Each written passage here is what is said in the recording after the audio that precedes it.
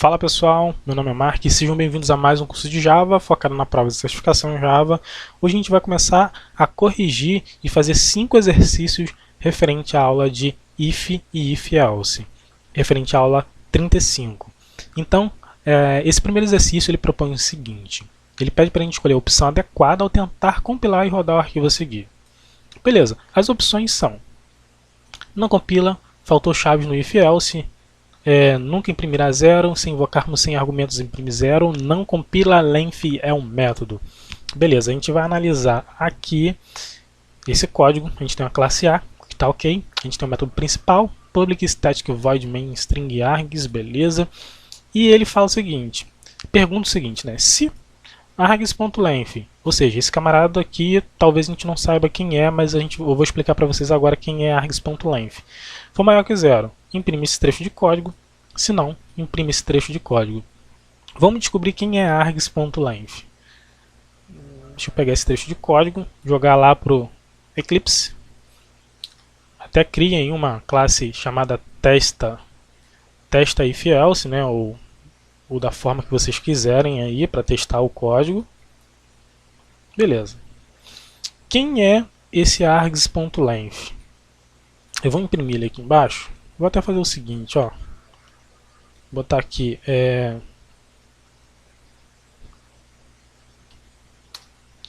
deixa eu ver se ele vai conseguir imprimir. Args. Vou botar aqui .length.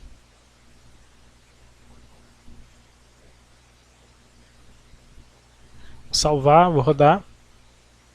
Cara, args.length é igual a zero, ou seja, args.length ele retorna a quantidade de parâmetros que a gente passou para o array de string do método main. Como a gente não passou nenhum parâmetro via console, sempre vai ser zero. Então toda vez que você ver args.length, ou seja, o que tem na posição 0 do meu array, a gente vai imprimir. Na verdade, não o que tem, né? Na verdade, eu falei errado. Quantas posições foram usadas? Quantas posições foram usadas no meu array de string? Quantas posições foram usadas? Zero. Não tem nada. A gente não passou nenhum parâmetro para ele. Então, zero. Então, a gente descobriu quem é args.length. Então, se 0 for maior que 0, ele vai imprimir esse camarada aqui. Se não, ele vai imprimir esse camarada aqui. Conclusão: 0 é maior que 0? Não é, é falso. Então ele vai executar essa linha de código e a resposta é, se invocarmos sem argumentos, no caso a gente não passou nenhum argumento, imprime 0. Vamos analisar a resposta. Opção correta e vamos para o exercício de número 2. O exercício de número 2 propõe o seguinte: escolha a opção adequada ao tentar compilar e rodar o arquivo a seguir. Bom, as opções, a gente tem aqui um trecho de código, beleza. E as opções é não compila, compila e imprime verdadeiro, compila e não imprime nada. Bom, analisando o trecho de código, a gente tem uma classe B, a gente tem uma variável valor que é do tipo booleano, ou seja, vai devolver true ou false. Só que esse camarada é final. Lembrando que final, toda variável do tipo final, que tem esse modificador, ele nunca vai mudar o seu valor. Se ele for inicializado com false, ele vai ser false para o resto da vida dele. Nunca vai mudar esse valor. E na classe A, que está correta aqui, e o public static void main string args também está ok aqui, criamos um objeto B do tipo B, chama no construtor aqui, beleza, e ele pergunta se B, ponto valor, opa, igual, cara, a gente não pode usar o operador de atribuição dentro do if, nunca. É sempre o operador de comparação, ou menor igual, ou maior igual. Nunca a gente pode fazer isso. Na verdade, a gente pode fazer isso em raras exceções. Que, por sinal, na verdade, é essa, né? A gente pode, nesse caso, atribuir um valor true. Só nesse caso a gente pode usar o operador de atribuição. Então eu já estava falando besteira para vocês. Então nesse caso é o único caso que a gente pode. Se a gente atribuir a uma variável dentro do if o valor true ou o valor false. Nesse caso a gente pode.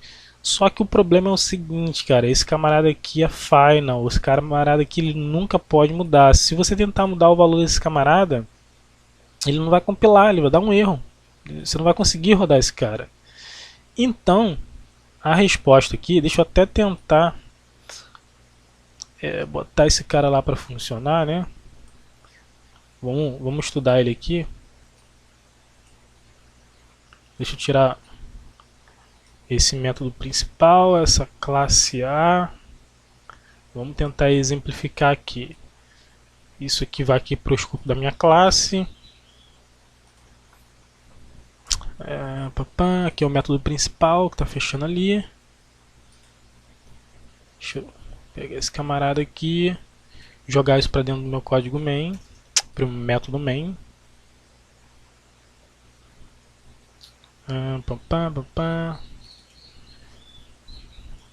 Tá aqui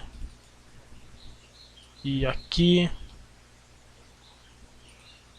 Beleza, então essa estrutura que está mais ou menos montada lá. Eu só mudei o nome da classe aqui. Então o que acontece é o seguinte, ele até pede aqui para a gente remover o modificador final da variável valor que está aqui em cima. Se a gente tirar o final, ele funciona numa boa. Você consegue atribuir o valor true para ele.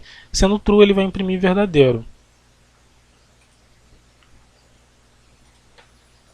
Agora, como a gente tem um camarada aqui, esse final, ele não vai deixar mudar o valor. Ele vai falar que é final, não posso mudar. E não vai deixar nenhum compilar. Então, a resposta não compila. Vamos analisar a resposta. Resposta correta. Vamos para o exercício de número 3. O exercício de número 3 pede para a gente escolher a opção adequada ao tentar compilar e rodar o arquivo a seguir. Opções.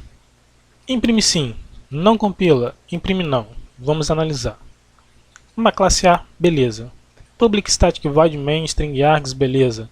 Variável quantidade do tipo int, beleza. Sendo atribuído, inicializado com o valor 15, ok.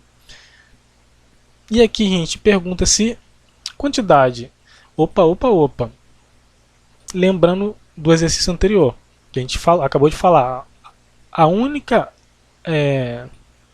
situação no qual a gente consegue usar o operador de atribuição é se a gente, do lado direito, estiver atribuindo a variável um valor true ou um valor false. Nesse caso aqui, a gente está atribuindo o valor 15, não tem nada a ver. Se quantidade receber 15, não pode. É sempre um operador de comparação. Se quantidade for igual a 15, ou se quantidade for menor que 15, ou se quantidade for menor ou igual a 10, enfim. Se você estiver fazendo uma comparação, uma condição aqui dentro, aí sim ele aceita. Agora, o operador de atribuição, ele só funciona se você estiver atribuindo o valor true aqui, ou se estiver atribuindo um valor false. Nesse caso aqui ele não vai funcionar, não vai nem compilar. Então a resposta aqui é não compila. Vamos analisar a questão. Ok, opção correta. Vamos para o exercício de número 4, que nos pede o seguinte, né? Para a gente escolher a opção adequada ao tentar compilar o arquivo e rodar o arquivo a seguir. Trecho de código, beleza, a gente vai analisar ele ainda. Agora, as opções são: roda e não imprime nada quando passamos nenhum argumento. Não compila, roda e imprime 3 quando passamos 4 argumentos. Roda e imprime 1 quando passamos um argumento. A gente analisando a situação, a gente tem uma classe A, um public static void main string args, que está beleza. E se args.length, lembrando, quem é args.length? 0, a gente falou isso no primeiro exercício. For igual a 1, vai imprimir esse trecho de código. Se for igual a 2, vai imprimir esse trecho de código. Se for igual a 3, esse trecho de código. E se não for nenhuma das opções, vai imprimir esse trecho de código, que é 4. A princípio, se não é 1, se não é 2, se não é 3, esse camarada aqui, é o else. Mas, cara, aqui está o problema. A gente não pode botar o else if junto, isso não existe, essa palavra não existe no Java. É else espaço if.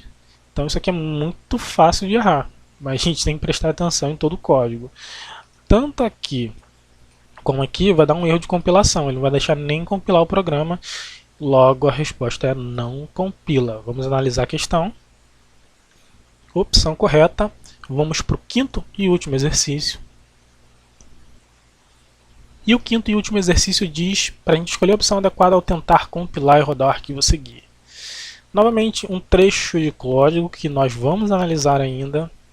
Opções: compila e dá erro de execução caso não passe nenhum argumento na linha de comando. Compila e imprime um nome bom caso o primeiro argumento seja Guilherme. Erro de compilação no if, erro de compilação no else. Vamos analisar aqui. Classe A, ok. Public Static Void Main String Args, ok. Terceira linha. Variável nome do tipo string, que está recebendo args na posição 0, ou seja, args na posição 0, quantos parâmetros tem, quantos elementos tem dentro do array de string. Quantos elementos? É como se eu estivesse perguntando quantos elementos tem dentro desse array de string. Tem 0, tem 1, tem 2, tem 3, tem 4. Como a gente não passou nenhum parâmetro, a resposta vai ser 0. Beleza. Até que tá ok. Na verdade não. Eu estou confundindo com args.length. Não. Aqui nesse caso, o que ele vai responder, na verdade, é o seguinte: args na posição 0. Tem algum elemento lá? Não tem. A gente sabe que não tem nenhum elemento lá dentro porque a gente não passou nenhum parâmetro.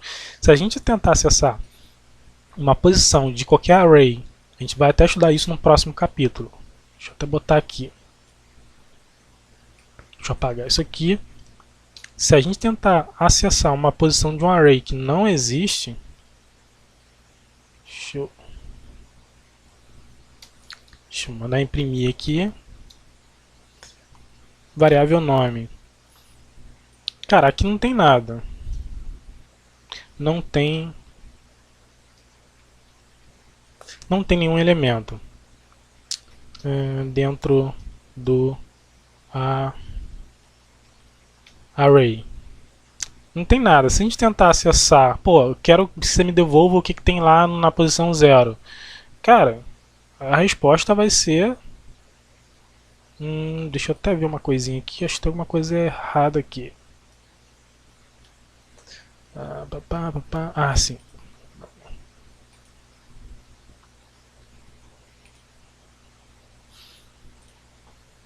Bom, se a gente tentar pegar o que tem na posição 0 desse array de string, como não tem nada, a resposta vai ser uma exception. Ele vai lançar uma exception, que é o array index out of bound exception. Ou seja, vai ser lançada uma exception. Então, nessa linha aqui já vai dar zebra. Então, ele pergunta se nome .equals Guilherme, imprima esse trecho de código. Se não, imprime esse trecho de código. Mas o problema não é só ali. O problema é... Deixa eu pegar esse trecho de código e jogar tudo para lá. O problema não é só ali. O problema também é nesse camarada aqui, ó. Sempre, toda vez que a gente não coloca chave... Deixa eu até botar aqui, ó, melhor para a gente analisar. Toda vez que a gente não coloca chave no if ou no else, né, tanto faz. Nesse caso aqui ele rodaria numa boa. Se a gente não colocar chave, deixa eu tirar aqui, ele só pode, o if ele só pode executar uma linha de código. A segunda ele já vai reclamar, ele vai dar um erro e não vai deixar executar o else. Então, se a gente tirar essa linha de código, o else executa. Se a gente colocar, o else não executa. Não tem chave? Antes do else tem que ser só uma linha de código. Aí beleza. Aí ele funciona numa boa e roda. Vai ser lançada a exceção. por conta de não achar nenhum elemento na posição 0 do array, mas ele não vai dar nenhum erro de compilação. Colocou a segunda linha em cima do else, na verdade isso aqui até funcionaria se não tivesse o else. Se não tivesse o else, beleza. Ele vai executar essa opção aqui, ele vai executar de qualquer forma, né? Ele sempre vai executar essa opção, é porque isso aqui é como se estivesse fora do bloco, né? É como se fosse isso aqui, mas ele não vai dar erro. Agora, se eu botar um else aqui, ele vai falar assim, não, cara, você não pode fazer isso. A única coisa que você pode fazer, deixa eu até botar como estava aqui, se tiver um if sem chaves aqui, você só pode botar uma linha de código e depois vira o else. Então, nesse caso aí, está dando erro por conta disso. Então, a alternativa lá da resposta, né, é erro de compilação no else. A gente vai analisar a resposta correta. Então, pessoal, eu vou ficando por aqui. Se você não é inscrito, se inscreva. Se você não comentou ainda, se você tem alguma dúvida, deixe seu comentário, deixe sua dúvida. Se eu errei em alguma coisa, em alguma situação, pode deixar seu comentário aí que a gente vai discutindo para a gente criar uma comunidade legal, para quando a gente for fazer a prova, a gente fazer uma prova bem feita. Então, pessoal, um grande abraço e até a próxima aula.